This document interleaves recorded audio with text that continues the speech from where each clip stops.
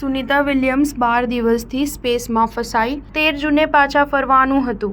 અવકાશયાનની ખામીને કારણે ધરતી પર પાછા ફરવું મુશ્કેલ બન્યું. ભારતીય મૂળના અવકાશયાત્રી સુનિતા વિલિયમ્સ અને બુચ વિલ્મોરનું ઇન્ટરનેશનલ સ્પેસ સ્ટેશનથી પૃથ્વી પર પરત ફરવાનું ફરી એકવાર મોકૂફ રાખવામાં આવ્યું છે. બંને અવકાશયાત્રીઓ છેલ્લા 12 દિવસથી અવકાશમાં ફસાયેલા છે. સુનિતા અને વિલ્મોર 6 જૂને સ્પેસ સ્ટેશન પહોંચ્યા હતા. તેઓ 13 જૂને પરત ફરવાના હતા. જોકે નાસાના બોઇંગ સ્ટારલાઇનર અવકાશયાનમાં ટેકનિકલ ખામીને કારણે તેમનું પાછું ફરવું સતત ચોથી વખત મોકૂફ રાખવામાં આવ્યું છે. પ્રથમ જાહેરાત 9 જૂનના રોજ કરવામાં આવી હતી, જેમાં જણાવવામાં આવ્યું હતું કે લેન્ડિંગને 18 જૂન સુધી પાછળ ધકેલવામાં આવી રહ્યું છે. આ પછી તેની તારીખ 22 જૂન સુધી લંબાવી દેવામાં આવી હતી. ત્યારબાદ પરત ફરવાની તારીખ બદલીને 26 જૂન કરવામાં આવી હતી.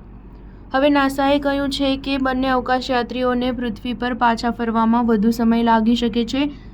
જોકે તેમના પરત ફરવાની કોઈ નવી તારીખ આપવામાં આવી નથી. નાસાએ કહ્યું છે કે બંને કોઈ જોખમમાં નથી. તેઓ જે અવકાશયાનમાં છે પાછા ફરવાના હતા તેમાંથી હિલિયમ લીકેજ થઈ રહ્યું છે. ખામી દૂર કરવાના પ્રયાસો ચાલુ છે. આ અવકાશયાનની ક્ષમતા 45 દિવસની છે.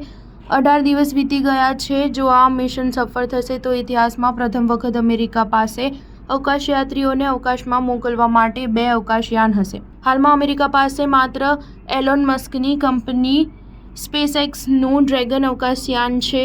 2014માં નાસાએ સ્પેસએક્સ અને બોઇંગને અવકાશયાન બનાવવાનો કોન્ટ્રાક્ટ આપ્યો હતો. સ્પેસએક્સ તેને 4 વર્ષ પહેલાં જ બનાવી ચૂક્યું છે. સ્ટાર ન્યૂઝ 7 હંમેશા સચ્ચાઈની સાથે.